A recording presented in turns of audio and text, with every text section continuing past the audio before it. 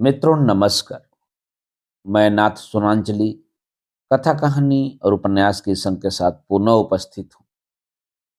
मित्रों इस समय मैं वाचन कर रहा हूँ उपन्यास कितने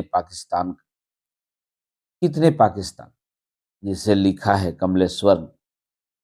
अब तक मैं अपने वाचन के पिछले क्रम में उपन्यास कितने पाकिस्तान के भाग 5 तक का वाचन कर चुका हूँ, जिसे आप कथा कहानी और उपन्यास के चैनल पर जाकर क्रमवार सुन सकते हैं।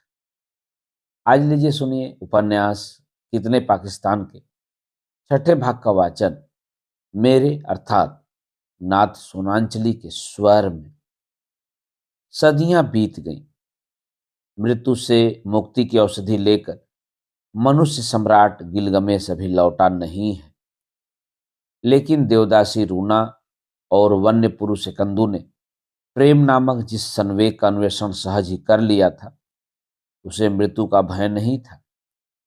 मनुष्य जाति में वह जीवित, जागृत और सदा सदा के लिए स्थिर हो गया था। उसे मृत्यु मार नहीं सकती थी, अग्नि जला नहीं सकती थी, वायु उड़ा नहीं सकती थी, शस्त्र उसे काट नहीं सकता था, सागर उसे डुबो नहीं सकता था। मृत्यु की तरह यह काट सत्य उस दिन स्थापित हो गया था, जिस दिन मिस्र के एक मंदिर की पथरीली दीवार पर किसी धातु के नुकीले कलम से यह वाक्य उत्तीर्ण मिला था, मुझे तुम्हारी प्रतीक्षा है। यह दुनिया की प्रथम प्रेम कहानी थी। इस प्रथम प्रेम कहानी के बाद मिस्र के पिरामिड बने थे। पिरामिडों के इतिहास से ज्यादा बड़ा और पुराना है मनुष्य के प्रेम का इतिहास। देवदासी रूना और वन्य पुरुष कंदू के वे एकांत क्षण, जब वासना के बाद उन्होंने एक दूसरों की आंखों में अपने अस्तित्व की तलाश की थी और उसे प्राप्त किया था। प्रेम की यही शाश्वत कहानी तब से सांस ले रही है। मित्रों अभी आप सुन रहे थे कितने पाकिस्तान के छठे भाग का वाचन।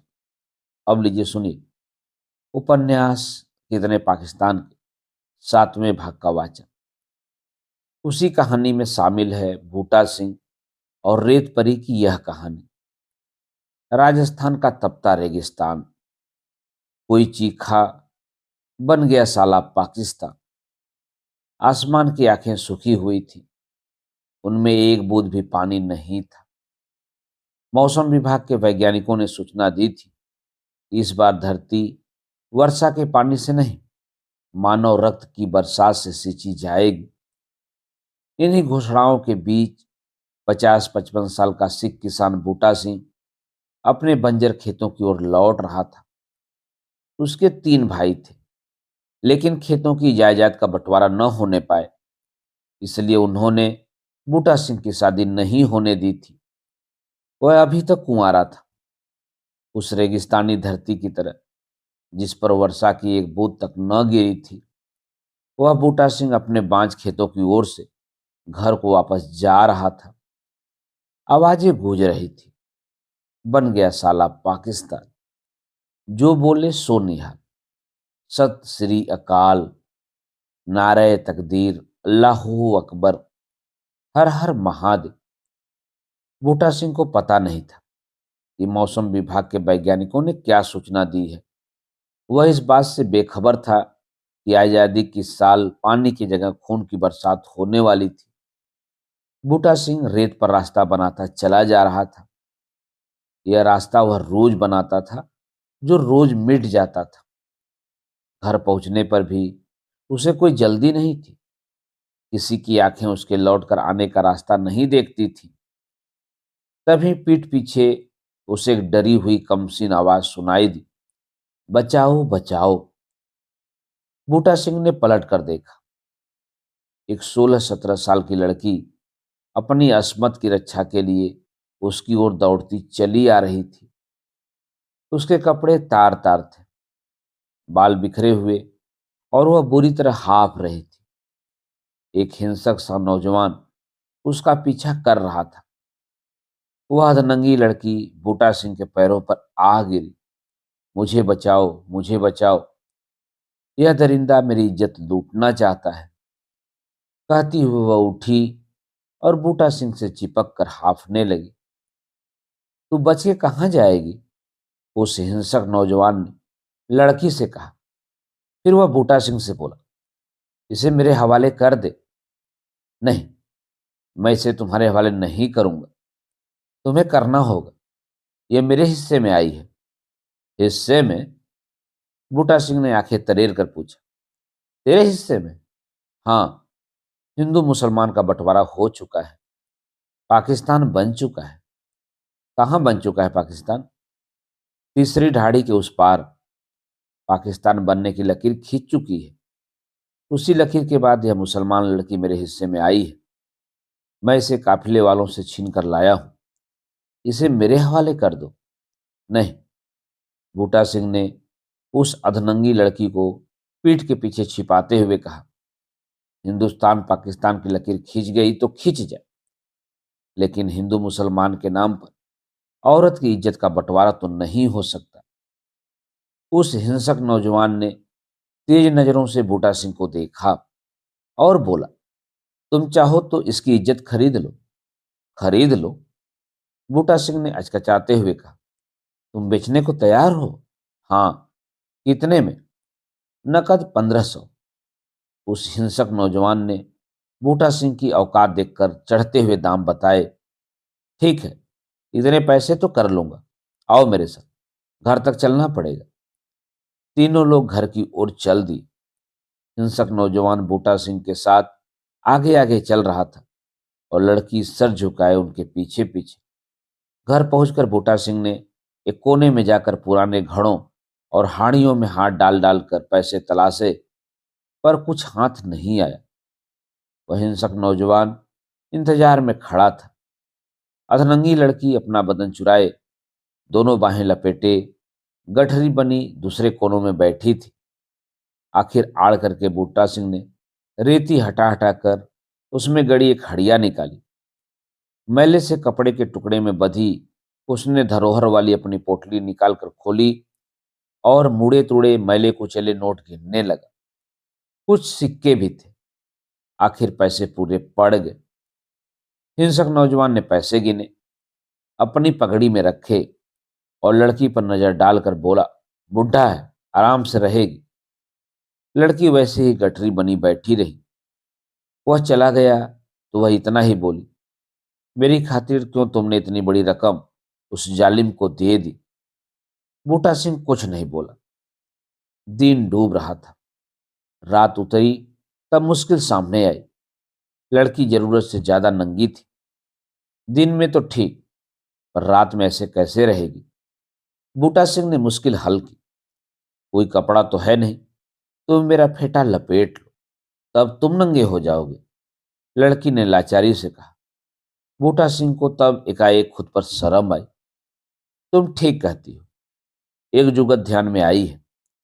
कहते हुए बूटा सिंह ने दोनों हाथों से रेत हटा हटा कर गड्ढा बनाना शुरू कर दिया।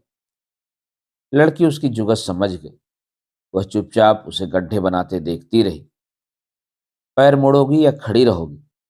बूटा सिंह ने पूछा। खड़ी रही तो नींद कैसे आएगी? तब इतना बहुत है। बूटा सिंह ने गड्ढे की गहराई देकर कहा, आ जाओ। लड़की उसी तरह गठरी बनी तलों के सहारे धीरे धीरे गड्ढे तक खिसक आई और खुद ही उसमें कमर के बल अधलेटी हो गई। बूटा सिंह ने उसके शरीर को रेत उड़ेल उड़ेल कर गले तक तोप दिया और उसे देखते हुए बोला, अब ठीक है। लड़की ने उसे एक बार भरपूर नजरों से देखा। बूटा सिंह ने भी कंघे से दाढ़ी खुजलाने का बहाना करते हुए उसे उसी तरह भरपूर नजरों से देखा। आखिर लड़की के ओठों पर हल्की सी मुस्कान आई और उसने आंखें नीची कर ली। गर्दन तक रेत में दबी वह रेत परी सी लग रही थी। अरे, अभी तक हमने पूछा ही नहीं, नाम क्या है तुम्हारा? बूटा सिंह ने जानना चाहा। जेनिब। गांव? मढ़ियार ढाड़ी। जात? हिंदू राजपूत। धर्म? मुसलमानी। तुम उसके हाथ कैसे पड़ गई? हम घर छोड़कर पाकिस्तान जा रहे थे। वैसे तो हमारे घर में सब कुछ था। हमारे अब्बा बटाई पर खेती करके आराम से रहते थे। घर में गाय भैंस बैल थे। हम गाय का गोश्त नहीं खाते, भैंस या बैल का भी नहीं। सब आराम से चल रहा था। फिर पाकिस्तान की लकीर खींची गई तो ढाड़ी में रहना मुश्किल हो गया। गांव ढाड़ी के सब मुसलमान कारवां बनाकर उस लकीर के पार पहुंचने के लिए चल पड़े। फिर भी समझ में नहीं आ रहा था कि हम अपनी ढाड़ी क्यों छोड़ रहे थे। ऐसे झगड़े, कहा सुनी और मुंह चावर तो पहले भी होते रहते थे। मैं कारवां से पीछे छूट गई। तब उसने मुझे पकड़ लिया, अधनंगा तिनंगा कर दिया। जैसे तैसे मैं उसे बचकर दौड़ी। तभी तो मुझे दिखाई दी। कहते कहते रेत परी जेनिम ने बूटा को एहसान भरी नजरों से देखा। बूटा सिंह ने उसे तब खामोशी से देखा। सुबह हुई तो बूटा सिंह के भाइयों को पता चला कि उसके घर में कोई लड़की आ गई है। तो गांव के बड़े बूढ़ों ने सलाह दी, बूटा सिंह, अब यह लड़की तुम्हारे घर आ ही गई है तो तुम इससे शादी कर लो। उस समय बूटा सिंह 4 कोस दूर बाजार से जेनिब के लिए कपड़े लेने जा रहा था। उसने चलते चलते बड़े बूढ़ों से कहा, पहले उसके लिए कपड़े तो ले आऊं। मित्रों, अभी आप सुन रहे थे उपन्यास कितने पाकिस्तान के भाग 7 का वाचन। अब लीजिए सुनिए उपन्यास कितने पाकिस्तान के 8वें भाग का वाचन। बूटा सिंह जब जेनिब के लिए कपड़े लेने निकला तब तक पाकिस्तान नाम की लकीर तो खिंच चुकी थी। मौसम विशेषज्ञों की भविष्यवाणी सही साबित हुई। रक्त की वर्षा हो रही थी। रेत परी जेनिब अभी भी गर्दन तक रेत में दबी हुई है। बूटा सिंह उसके लिए 4 कोस दूर बाजार से कपड़े लेने गया हुआ है। सम्राट गिलगमेश अभी भी सागर की अतल गहराइयों में उतरता चला जा रहा है और प्रमत्थु के कंधे पर बैठा गिद्ध अभी भी उसका मांस नोच नोच कर खा रहा है। सम्राट गिलगमेश के लौटने तक मृत्यु के हाथों मरते हुए भी मनुष्य ने जीवन की श्रृंखला बना ली है। वह अपनी इच्छाएं, वचन और सपने अपनी संतति को सौंप कर चला जाता है। तब से यह परंपरा अनवरत चली आ रही है, क्योंकि गिलगमेश को लौटना है। अभी तो वह सदियों का समय लांघता योजनों की गहराइयों में बसे पाताल लोक के तल की ओर लगातार जल को चिरता गहराइयों को नापता बढ़ता चला जा रहा है। कभी कभी वह पुकारता है और बताता है, मनुष्यों धीरज मत खोना, विषधर सर्प और वृश्चिक अभी भी मुझसे लिपटे हैं। इनके दंशों ने मुझे नीलवर्ण बना दिया है, लेकिन सागर एक मित्र की तरह मेरा साथ दे रहा है। एक अंधु के बलिदान से मित्रता की जो परंपरा शुरू हुई है उसे सागर निभा रहा है। इसलिए उन भ्रष्ट देवताओं ने शाप देकर इसे खराब बना दी ताकि इसका जल मनुष्य के काम न आ सके। लेकिन चिंता की कोई बात नहीं। मैं सुरुपक के जीवसुद्धू तक पहुंचने के लिए सागर के तल में सदियों तक उतरता ही चला जाऊंगा। पता नहीं अभी और कितने जलवर्ष लगेंगे। तब तक तुम लोग मृत्यु का विरोध करते रहो, धरती से अपना तारतम्य बनाए रखो, मर मर कर अपनी संततियों में जीवित होते रहो। मैं औषधि लेकर ही लौटूंगा, मेरी प्रतीक्षा करो, प्रतीक्षा करो, प्रतीक्षा। वही आवाज ब्रह्मांड में गूंजने लगी, मैं औषधि लेकर ही लौटूंगा, मेरी प्रतीक्षा करो। देवताओं की दुनिया फिर व्याकुल हो गई। बेबोलोनिया का दूसरा देवता जीवानीतु घबरा उठा। मेसोपोटामिया का देवता क्रोनोस और सुमेर का अणु उद्वेलित हो उठा। देवी अफ्रोडाइट का पुत्र एरोस अपने महल से बाहर आकर आवाज की दिशा का अंदाज लेने लगा। देवता जियस भी निकल आया। दोनों जुड़वा देवता भाई केस्टर और पोलुक्स भी बाहर आ गए। अनस्वर देवी यूरोपा और लीडा के साथ साथ देवी हीरा भी भयातुर होकर निकल पड़ी। देवी स्त्रिया और फिलीरा भी चैन से न बैठ सकी। मिस्र का देवता हापी व्यग्र हो उठा। सारी सभ्यताओं के देवता और देवियां सम्राट गिलगमेश की आवाज को तलाशने लगे। अपने अपने फरिश्तों और देवदूतों को देवताओं ने आदेश दिया, जाओ और उस आवाज को पकड़ो। उन्होंने चारों दिशाएं छान डाली, लेकिन उन्हें गिलगमेश की आवाज कहीं नहीं मिली। वे निराश और नाकाम लौट आए। तब जीएस ने कहा, फिर तलाशो, जहां भी है गिलगमेश की आवाज, उस आवाज को समाप्त करना बेहद जरूरी है। अगर इस विद्रोही आवाज को पकड़ा न गया तो हमारी सृष्टि नष्ट हो जाएगी। इस आवाज को बंदी बनाना जरूरी है। विवेक से काम लो, विवेक से। यह कराहती आवाज प्रमथु की थी, जिसने मनुष्य के लिए जीएस के महल से अग्नि चुराने का अपराध किया था। वह अग्नि जिस पर देवताओं ने एकाधिकार कर लिया था, वही प्रमथु कराहता हुआ बोल रहा था, गिलगमेश जैसे मनुष्य की आवाज को बंदी मत बनाओ। जीएस के साथ साथ सारे देवताओं ने देखा, अग्नि चुराने के अपराध में सदियों से बंदी प्रमथु जंजीरों में जकड़ा खड़ा था। उसके कंधे पर जीएस का गिद्ध अब भी बैठा उसके मांस को नोच नोच कर खा रहा था। मांस के तमाम लोथड़े कारागार के फर्श पर पड़े तड़प रहे थे। भयग्रस्त और त्रस्त देवताओं ने प्रमथु को हिकारत से देखा और वे एक स्वर में बोले, तू तो धिक्कार योग्य है, चोर है, अपराधी है। अहंकारी और अय्यास देवताओं, अपराध तो तुम्हारे तय होंगे। प्रमथु ने रिश्ते घावों से रक्त पोंछते हुए कहा, तुम आतताई हो। तुमने प्रकृति की अबाध और अजस्त्र पराशक्ति को ईश्वर का जामा पहनाकर खुद को उसका पुरोहित वंशज बना रखा है। वह अबाध है और अजस्त्र पराशक्ति अपनी सक्रियता से निरंतर मनुष्य के लिए अपने रहस्य उद्घाटित कर रही है। वह तुम्हारे अधीन नहीं है। मौत, मृत्यु, इसे मृत्यु दो। देवता चीख उठे।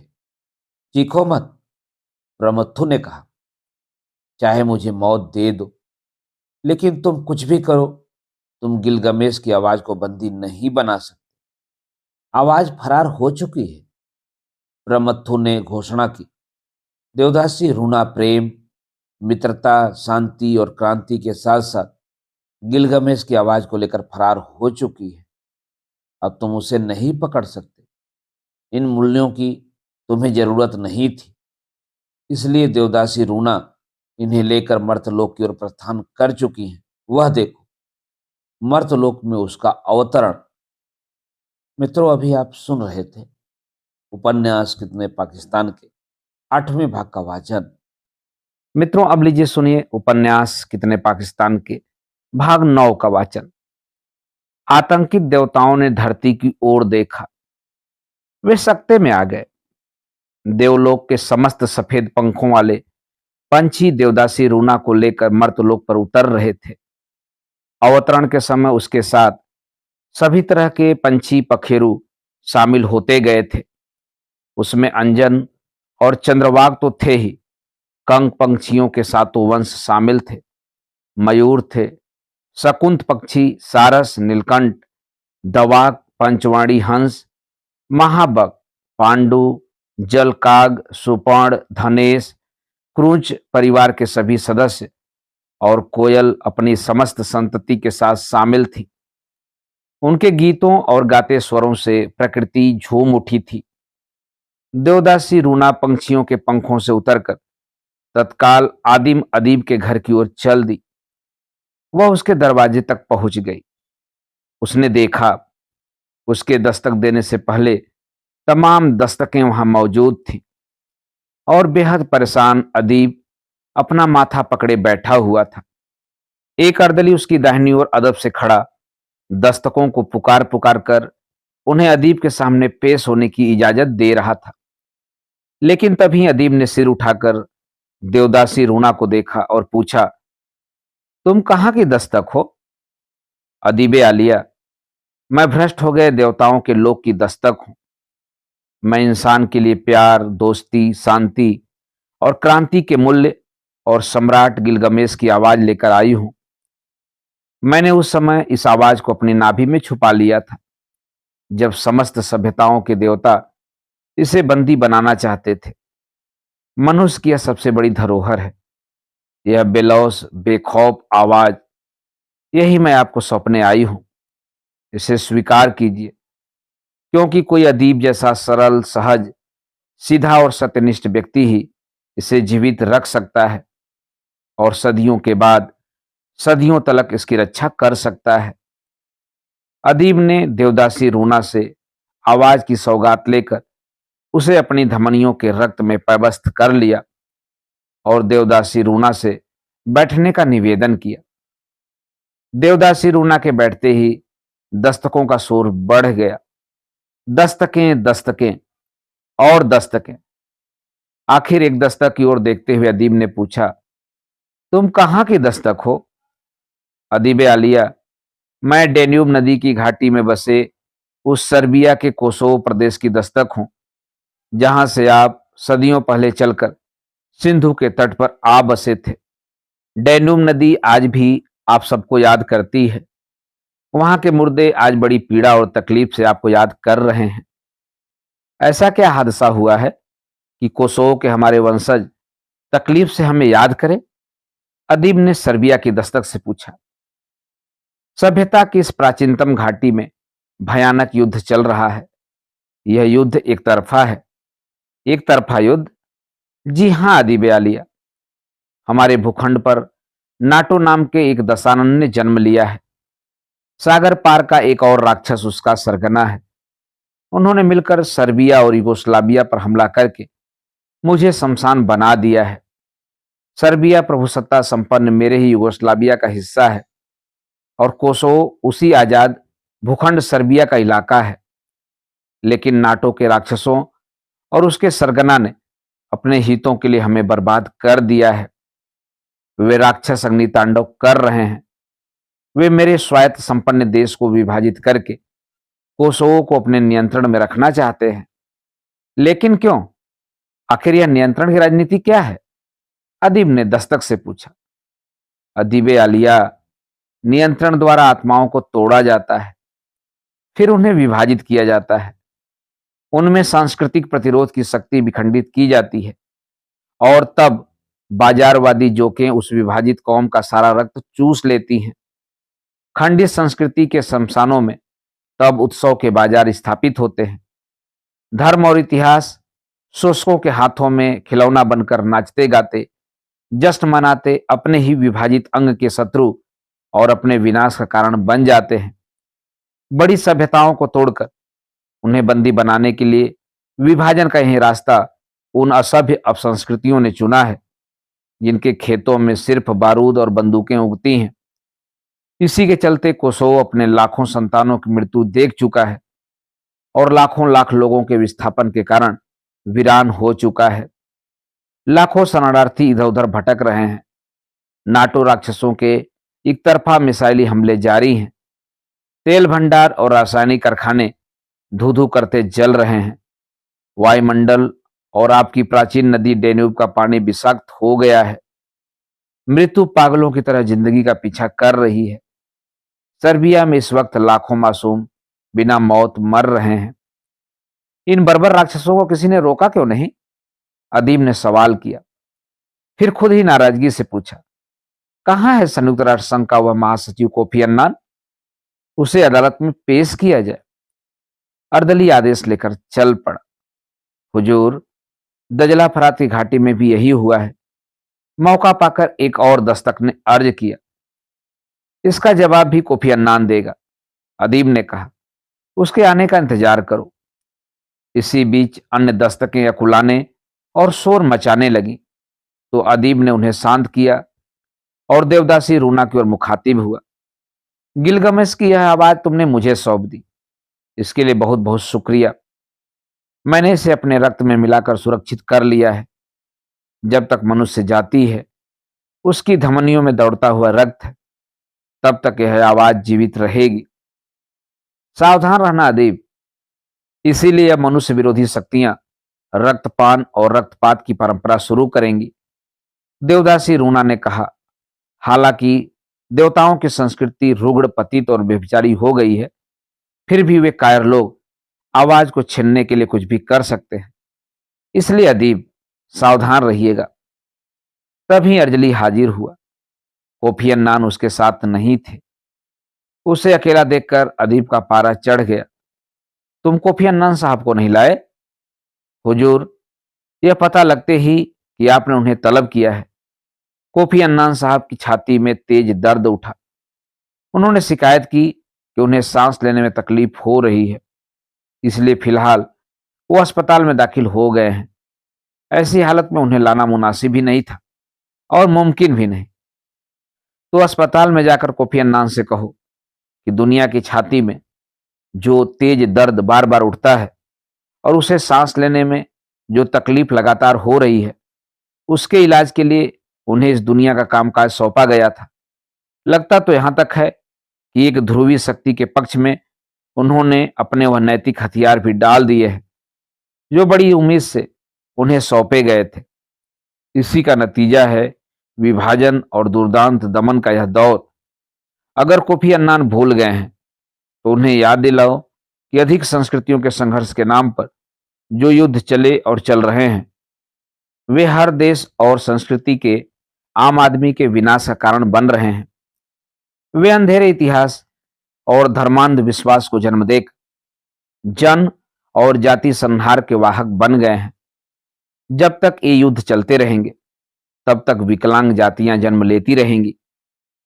जीने के लिए अवैध और अनैतिक संसाधनों की दुनिया कायम होती चली जाएगी। डैन्यूब जैसी नदियों की मछलियां बार बार मरती रहेंगी। मानव रक्त से सिंचित खेतों में अन्न नहीं, विषैले धतुरों की कांटेदार फसलें उगेंगी। उन जातियों की स्त्रियां व्यभिचार और बलात्कार के लिए अभिशप्त होंगी। संतानें मनोरोग और व्याधियों से ग्रस्त होंगी।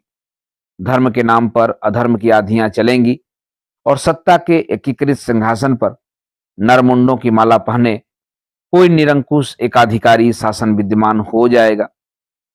कोफी अन्नान से जाकर पूछो कि ऐसी भविष्य के लिए उन्हें राष्ट्रों का संयुक्त लोकतंत्र सौंपा गया था। हुजूर आलिया, मैं आपके इस बड़े और पुरजोर भाषण को ले तो जाऊंगा, लेकिन शायद कोफी अन्नान साहब को इसकी बारीकियां समझा नहीं पाऊंगा। बेहतर यही होगा कि जब वे अदालत में हाजिर हों, तब आप उन्हें इस तकरीर का मतलब समझा दीजिएगा। मैं जानता हूं वे कभी भी यहां हाजिर नहीं होंगे, क्योंकि यह मनुष्य के मन की शाश्वत अदालत है। कानून और धर्म के नाम पर धर्म का व्यापार करने वालों के पास इतना साहस नहीं कि वे अदालत में हाजिर हो सके। देवदासी रूना ने तब चलने की इजाजत मांगी। उसे विदा देते हुए अदीब ने इतना ही कहा, देवदासी रूना, अपना ख्याल रखना, क्योंकि देवलोक के देवता अब तुम्हें माफ नहीं करेंगे। प्रमथु तो अब तक मनुष्य के लिए आग चुराने के जुर्म में सदियों से सजा भुगत रहा है। अब मनुष्य के हित में गिलगमेश की आवाज चुराने के जुर्म में वे तुम्हें क्या सजा देंगे, यह सोचकर मेरे रोंगटे खड़े हो जाते हैं। मैं तुम्हारे शुभ की कामना करता हूं। शुभकामनाएं लेकर देवदासी रूना अंतर ध्यान हो गई। उसी के साथ दस्तकों का शोर बढ़ने लगा। अदीब के कान के पर्दे फटने लगे। उसने दोनों हथेलियों से कानों को दबा लिया, फिर अर्दली से बोला, कहीं और चलो, मुझे यहां से कहीं और ले चलो, कहीं भी। कहां ले चलूं अदीब आलिया? बाहर तो शोर और भी ज्यादा है। हाहाकार, चित्कार, आगजनी, सामूहिक हत्याएं, बलात्कार, चीख पुकार, अपहरण, अजन्मे बच्चों के लोथड़े, कीड़े पड़ी भिजभिजाती फूलों की लाशें, अर्धजीवित और मृत देहों का मांस खा खाकर थके हुए लकड़बग्घे, कुत्ते, गिद्ध और रक्त प्लावन का दृश्य। यह तो सहस्त्रों साल पहले हुए जल प्लावन से भी भयंकर दृश्य है। कुछ भी हो, मुझे यहां से ले चलो। अदीब ने कहा तो अर्दली को आज्ञा पालन करना ही था। वह अदीब को एक नाव में बैठाकर रक्त का महासागर पार करने लगा, लेकिन उसका कहीं अंत ही न था। रक्त बहुत गाढ़ा था, इसलिए उसे नाव खेने में बहुत दिक्कत हो रही थी। बहुत दूर निकल जाने पर अर्दली को एकाएक लाशों का एक पहाड़ नजर आया। वह भी रक्त के महासागर में पतवार चलाता चलाता बेहद थक गया था। सौ की एक चट्टान से उसने नाव बांध दी। अदीब उस चट्टान की छाया में बैठ गया। उसके कानों में कुछ गूंजने लगा। उसने इशारे से अर्दली को पास बुलाया और पूछा, तुम्हें शब्दों की कोई अनगुल सुनाई पड़ रही है? नहीं हुजूर, लेकिन मेरे कानों में जयशंकर प्रसाद के शब्द गूंज रहे हैं। हिमगिरी के उत्तुंग शिखर पर बैठ शिला की शीतल छां एक पुरुष भीगे नयनों से देख रहा था प्रलय प्रवाह। मुझे सुमेरु सभ्यता की देवी इनन्ना का आर्तनाद भी सुनाई पड़ रहा है। वह चीख रही है, क्या मेरी संतति मरने के लिए है? इस तरह की अप्राकृतिक मौत से मरने के लिए है? अर्दली ने उसे गौर से देखा। मुझे लातिनी यूनानी गाथाओं के देवताओं के स्वर भी सुनाई दे रहे हैं। वे जल प्रलय से बचने के लिए ओलंपस पर्वत पर एकत्रित हो रहे हैं।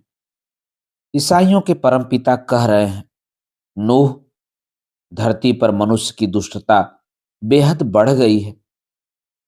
मैंने जिस मानव को सिरजा है उसे ही नहीं, मैं सभी जीवधारियों को मिटा दूंगा, क्योंकि धरती हिंसा से भर उठी है। जीवों के आचार विचार भ्रष्ट हो चुके हैं। मैं पृथ्वी पर जल प्रलय करके सारे जीवधारियों का नाश कर दूंगा। मुझे प्रसन्नता है नूह कि मेरी सृष्टि में तू अकेला आचारवान बचा है। मैं तेरी रक्षा करूंगा, इसलिए तू 3 महले वाली काठ की एक नाव बना ले और उसमें घुस जा। इस जल प्रलय में मात्र तू जीवित रहेगा। अर्दली ने अदीब को चिंता से देखा। याद है तुम्हें? अदीब ने अर्दली से कहा, पृथ्वी के विनाश के लिए देवता जियस ने बादलों का मार्ग खोल दिया है। तब चीन में यूं ने प्रलय की जलधाराओं के लिए मार्ग बनाकर उन्हें समुद्र में प्रवाहित किया था और चीन नदी की मिट्टी को अपनी बाहों में समेट लिया था, ताकि प्रलय के बाद बीज डालकर मनुष्य के लिए अन्न उपजाया जा सके। याद है तुम्हें? नहीं हुजूर, मुझे तो ऐसा कुछ भी याद नहीं, अर्दली ने बेरुखी से कहा। न भी याद हो तो भी क्या कोई चीन के यू की तरह हमारे दौर में पैदा नहीं हो सकता जो इस रक्त प्रलय को रोक सके? हुजूर, गांधी जी ने कोशिश तो बहुत की, लेकिन वे अकेले पड़ गए। हाँ, अदीब ने कहा, इस रक्त प्रलय के बाद जब कभी अग्नि प्रलय आएगी जो दूर नहीं है, तब हमें गांधी जी की अहिंसा और आइंस्टीन के पश्चाताप की बहुत जरूरत पड़ेगी। आइंस्टीन कौन? वही जिन्होंने प्रकृति के रहस्य को भेद कर ऊर्जा के श्रृंखलाबद्ध विस्फोटों का रिश्ता खोज निकाला था।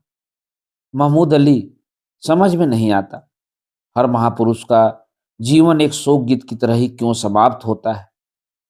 क्यों हर बड़े विचार और आविष्कार के बाद दानवों का उदय होता है? जब जल प्रलय हुआ था, तब दैत्य हयग्रीव वेदों को चुरा ले गया था। तब श्रृंगी मछली ने सिर्फ जलाहार करने वाले राजा सत्यव्रत को जीवित रहने का मंत्र दिया था, और उसी श्रृंगी मछली ने राक्षस हयग्रीव का वध करके वेदों के ज्ञान का उद्धार किया था, शब्द की रक्षा की थी। तभी प्रलय के बाद सत्यव्रत को श्रद्धा मिली थी और मनुष्य सृष्टि की शुरुआत हुई थी। सारी सभ्यताएं जल प्रलय की साक्षी हैं, लेकिन इस रक्त प्रलय के साक्षी केवल हम हैं। केवल यह धरती रक्त के इस पारावार को सोख सोख कर समतल बना रही है। रक्त की सतह धरती में समाती जा रही है। यह रक्त जल घट रहा है, लेकिन न मालूम इस रक्त प्रलय के बाद सृष्टि का निर्माण होगा या नहीं। होगा भी तो कैसा होगा? आप चिंता क्यों कर रहे हैं दीबे आलिया? आदि मनु सत्यव्रत और श्रद्धा की तरह बूटा सिंह और जेनिब ने यह दायित्व संभाल लिया है। मित्रों, अभी आप सुन रहे थे उपन्यास की तरह पाकिस्तान के भाग 9 का वाचन मेरे अर्थात नाथ सोनांचली के स्वर में। मित्रों, और भी किस्से कहानी और उपन्यास सुनने के लिए आप मेरे साथ कथा कहानी और उपन्यास के साथ जुड़े रहिए। धन्यवाद। नमस्कार।